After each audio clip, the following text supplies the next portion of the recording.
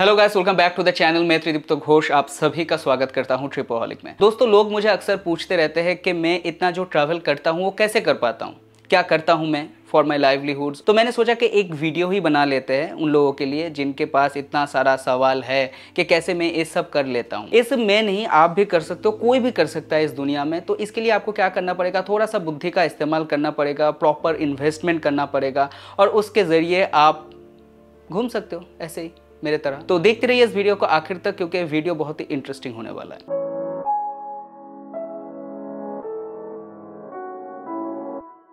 सबसे पहले मैं बताना चाहूंगा कि मैं बिजनेस करता हूं, आउटसोर्सिंग का बिजनेस है मेरा। लेकिन इस चैनल में जितना भी वीडियोस है, जितना भी मतलब कि ट्रैवल रिलेटेड वीडियोस है, जो भी ट्रैवलिंग मैंने किया है, मेरे बिजनेस के पैसे से मैंने उसको नहीं किया है। मतलब मैंने बिजनेस से जो पैसा कमाया है उस कमाई से मैंने इसको नहीं किया है। वो सब मैंने किया है मेरे कुछ इन्वेस्टमेंट और कुछ अलग मेथड्स और कुछ अलग काम उसके जरिए। तो वो सब चीज इस वीडियो में मैं आप लोगों के साथ शेयर करने वाला हूं। तो मैं क्या करता हूं, मैं आपको बता देता हूं कि मेरा जो घूमने का जो पर्पस है ये मैं सेपरेट रखता हूं और इसके लिए इन्वेस्टमेंट भी अलग होता है। मेरा कुछ काम जो मैं करता हूं वो भी अलग। बिजनेस जो होता है वो मेरा पर्सनल थिंग्स के लिए, मतलब कि मेरा घर के खर्चा और भी जो एक्सपेंसेस है आपको तो पता ही होगा। तो एट फर्स्ट जब मैं घूमता हूं तब मैं वीडियोग्राफी एंड फोटोग्राफी तो करता ही हूं, क्योंकि इसका मुझे बहुत शौक है। तो जब आप फोटोग्राफी एंड वीडियोग्राफी करते हो तब उसको आप बेच भी सकते हो। इसको कहते हैं स्टॉक फोटोग्राफ। तो मैंने साटा स्टॉक नाम का एक साइट है, तो उस साइट में मैं अपना फोटोज, वीडियो और भी मेरे पास जो मैं डिजाइन करता हूँ वो सब मैं उसमें अपलोड करता हूँ। तो उसमें से भी मुझे कुछ रेवेन्यू मिल जाता है। अभी घूमते घूमते कैसे आप काम करोगे, इसके लिए मैंने एक सेपरेट एक वीडियो बनाया है मेरे चैनल में। आप चाहो तो वो देख सकते हो, ऊपर में कहीं पे मैं लिंक दे रहा हूँ। अभी बात आता है कि ये यूट्यूब एंड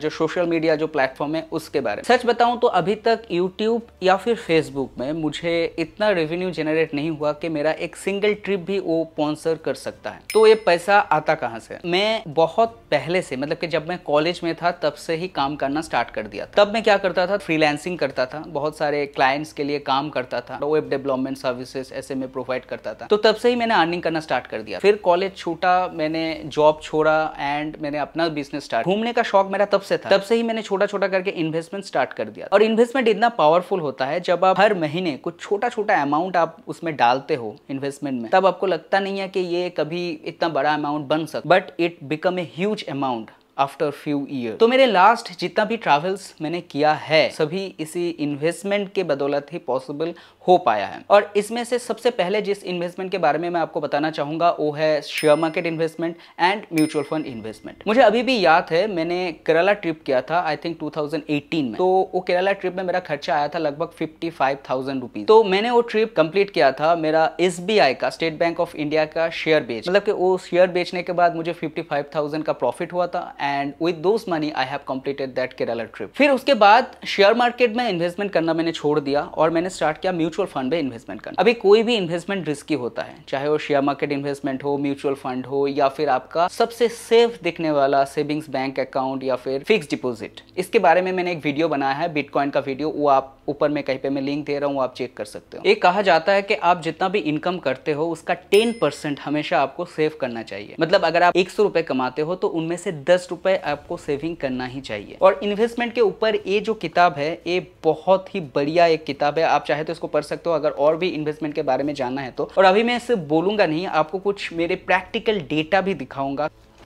तो अभी मैं हर एक डेटा आपको शो करने वाला हूं कि कहां कहां मैंने कितना इन्वेस्टमेंट किया है और कितना प्रॉफिट, कितना परसेंटेज ऑफ प्रॉफिट मुझे अभी तक आया है, ताकि आप जान सको, इसको प्रैक्टिकली देख सको और आप भी ऐसे फंड्स में आप इन्वेस्टमेंट कर सको। और अभी ये जो भी फंड हाउसेस में मैंने इन्वेस्टमेंट किया है, चाहे तो आप उसमें इन्वेस्टमेंट कर सकते हो, आप नहीं भी कर सकते हो, that's your choice. Mutual fund investment is subject to market risk, जो आपको पता ही है। अभी देखिए, ये जो यूनियन स्मॉल कैप फंड है, इसमें से मुझे जो प्रॉफिट हुआ है वो लगभग 29.53% का मुझे प्रॉफिट हुआ है। मैं इसमें अपना इन्वेस्टमेंट अमाउंट आपको दिखाता हूँ। मैंने इसमें इन्वेस्टमेंट किया था लगभग 1,62,491 रुपीज़ और मैंने 2021 में अप्रैल और मई महीने में मैंने इसको इन्वेस्टमेंट किया था। और अभी इसका जो प्रॉफिट है वो लगभग आ चुका है 2,33,162 रुपीज़। मतलब मुझे लगभग 70,000 का प्रॉफिट हुआ है एक साल के अंदर।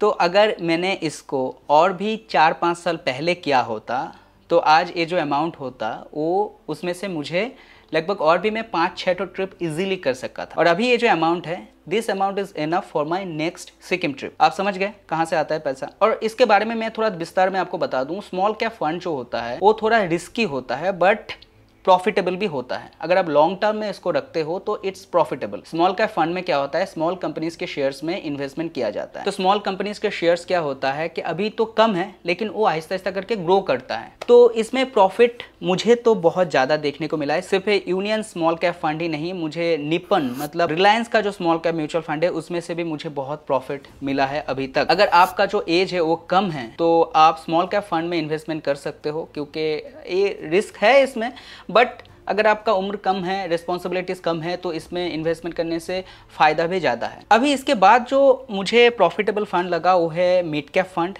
एक्सिस का देखिए, ये जो एग्जांपल मैं दिखा रहा हूँ, एक्सिस का ये जो मिड कैप फंड है इसमें से मुझे 21.18% मुझे प्रॉफिट मिला है। और अगर टोटल मतलब कि ये जो इंटरेस्ट जो होता है, जो मुझे पेमेंट करते हैं ये लोग, ये तो कंपाउंड होता है ना, तो टोटल अगर आप प्रॉफिट देखोगे तो लगभग 112% मुझे प्रॉफिट हुआ है, लगभग 100%।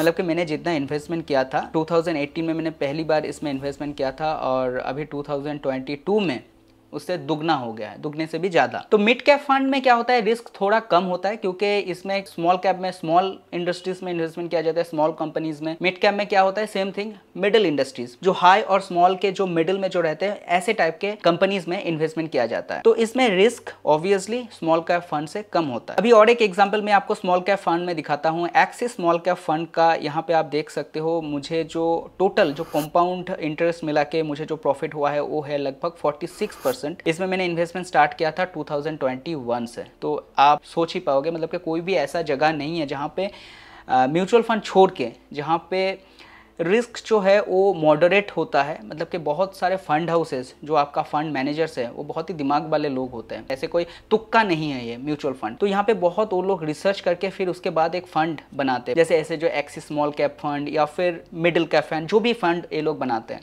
तो ये बहुत रिसर्च करने के बाद बनाया जाता है। अभी मैं और एग्जाम्पल में आपको दिखाता हूँ। मेरा जितना भी फंड्स है उसका अगर मैं टोटल गेन निकालता हूँ तो लगभग जो कंपाउंड इंटरेस्ट मिला के जो होता है वो है लगभग 137.21%। और मैंने ये म्यूचुअल फंड में इन्वेस्टमेंट करना स्टार्ट किया था आई थिंक 2017 से। 2017 से पहले फिक्स डिपॉजिट एंड कुछ डेफ फंड में मैं इन्वेस्टमेंट करता था। Debt fund actual mutual fund का एक सेक्शन होता है जहाँ पे गवर्नमेंट बॉन्ड्स में इन्वेस्टमेंट किया जाता है। वो बहुत ही रिस्क फ्री होता है, मतलब उसमें कुछ रिस्क नहीं है। That is better than FD but very very less than equity fund, मतलब कि म्यूचुअल फंड जिसको हम नॉर्मली कहते हैं। अगर मैं 2018 के पहले से, मतलब कि जब मेरे पास एफडीज हुआ करता था, तब से अगर मैं म्यूचुअल फंड में इन्वेस्टमेंट करना स्टार्ट किया होता तो मेरा जो साउथ ईस्ट एशिया का जो ट्रिप था, शायद उसके बदले में मैं कोई यूरोप या फिर कोई अमेरिकन कंट्रीज में ट्रिप कर रहा होता मेरे प्रॉफिट के पैसे से। अभी आते हैं शेयर मार्केट में। तो म्यूचुअल फंड में क्या होता है, म्यूचुअल फंड में एक फंड मैनेजर रहता है जो आपका जो फंड है वो मैनेज करते हैं।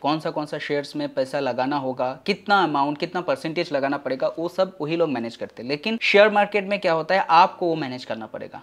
कौन सा शेयर आप चूज करोगे, कौन सा शेयर में आप पैसा लगाओगे, कितना लगाओगे, वो आपको डिसाइड करना पड़ेगा। तो अगर आप इस झंझट में पड़ना नहीं चाहते हो, अगर आपके पास इसका कुछ आइडिया नहीं है, तो मैं सजेस्ट करूंगा कि mutual fund is the best way. लेकिन मैंने इस साल से कुछ छोटा सा कुछ अमाउंट्स मैंने शेयर मार्केट में भी डाला है, कुछ अलग अलग शेयर्स में, उसका भी मैं दिखाऊंगा आपको। मैं ये सजेस्ट नहीं कर रहा हूँ कि इसी शेयर्स में आप भी लगाओ पैसा, ये नहीं है। मैंने लगाया है, मैं आपको ये दिखा रहा हूँ। जैसे एक ही एग्जाम्पल मैं आपको दूंगा कि मैंने SBI के शेयर में मैंने इन्वेस्टमेंट किया है। जब शेयर मार्केट नीचे गिरता है ना, यही एक टाइम होता है जब आपको इन्वेस्टमेंट करना चाहिए। तो शेयर मार्केट जब नीचे गिरा था लास्ट आई थिंक जून के महीने में, तो तब मैंने बहुत सारे शेयर्स खरीद लिया था। जैसे SBI का कुछ शेयर्स खरीद लिया था, जोमेटो का शेयर बहुत गिर चुका था, जोमेटो का शेयर में खरीद लिया था, टाटा मोटर्स का, टाटा स्टील का, ये सब चीज़ों का। तो अभी SBI का जो शेयर है उसमें मुझे लगभग 19,000 का प्रॉफिट आ चुका है। और ये मैं आपको डिटेल्स अगर दिखाऊं तो मैं इसको जून के महीने में मैंने इसको इन्वेस्टमेंट किया था SBI के शेयर में। तो ये जो 20,000 का अभी तक, मतलब कि जून कितना महीना हुआ, जून जुलाई अगस्त, ठीक है, तो 3 महीना हुआ है और 3 महीने में लगभग इसमें से मुझे 20,000 का प्रॉफिट हुआ है। तो ये प्रॉफिट मेरा एक छोटा मोटा मतलब कि ट्रेक या छोटा मोटा ट्रिप के लिए काफ़ी है। अगर मैं इस प्रॉफिट को सिर्फ लेता हूँ तो शेयर्स रहेगा सिर्फ इस प्रॉफिट को मैं बेचता हूं तो। और एक चीज मैं आपको कहना चाहूंगा कि आप जो भी काम करते हो, बिजनेस या सर्विस, उस काम को मत छोड़िए। बहुत सारे लोगों को मैंने ऐसा देखा है कि शेयर मार्केट करने के चक्कर में अपना जो काम है वो छोड़ देते हैं। ऐसा नहीं करना चाहिए। इंटरडे शेयर्स में इन्वेस्टमेंट करते हैं, एक दिन में आपको क्या प्रॉफिट जनरेट हो जाएगा। कोई भी शेयर्स एक दिन में ऊपर जाता है, नीचे आता है, उसमें प्रॉफिट कमाने का मत सोचिए। और इस बारे में ज़्यादा से ज़्यादा जानने के लिए एक किताब आप पढ़ सकते हो, ठीक है। तो इंटरडे में मत घुसिए। आप अपना जो भी काम करते हो, जैसे मैं बिजनेस करता हूँ, मैं बिजनेस करता हूँ और उसमें से मेरा एक, जो मैंने आपको पहले ही कह दिया था कि 10% मिनिमम अमाउंट मैं इन्वेस्टमेंट में डाल देता हूँ। तो अगर इस वीडियो में जो जो चीज़ मैंने कहा, अगर उसको मैं समराइज करता हूँ तो मैं जो ट्रैवलिंग करता हूँ उसका पैसा मेरा इन्वेस्टमेंट से आता है, या फिर मेरा जो फोटोग्राफी, वीडियोग्राफी जो मेरा हॉबी है उसमें से थोड़ा बहुत उसमें से आता है। ज़्यादा से ज़्यादा जो आता है वो मेरा इन्वेस्टमेंट प्रॉफिट से आता है। अगर आप इंटेलेक्चुअलिटी के साथ अगर आप इन्वेस्टमेंट करते हो तो आज के दिन में प्रॉफिट कमाना इन्वेस्टमेंट से कोई out of the world situation तो है नहीं, कोई भी कर सकता है अगर आप अपने दिमाग के साथ आप करते हो तो। And last but not the least, जिनको पता नहीं है कि म्यूचुअल फंड में इन्वेस्टमेंट कैसे करना है, शेयर मार्केट में इन्वेस्टमेंट कैसे करना है, उनके लिए ये है, आपको एक डीमैट अकाउंट खोलना पड़ेगा।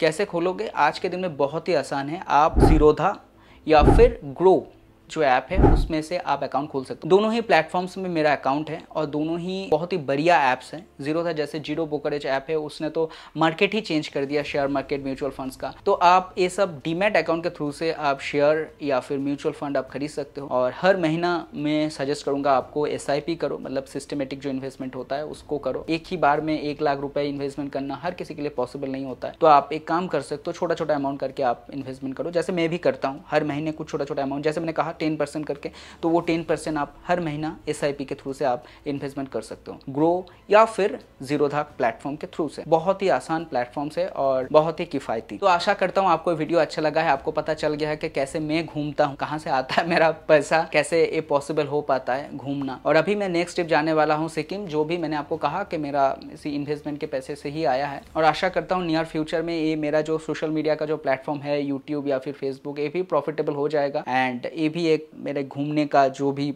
खर्चा आता है उसमें से ये भी हिस्सेदारी लगा पाएगा। लेकिन अभी तक तो नहीं हुआ है, आप ही लोग इसको पॉसिबल कर पाओगे। तो अगर आप इस चैनल में नए हो तो प्लीज़ सब्सक्राइब दिस चैनल। अगर इस वीडियो आपको पसंद आया है तो please like this video. And मिलेंगे आपसे नेक्स्ट वीडियो में। And till then take care, bye bye.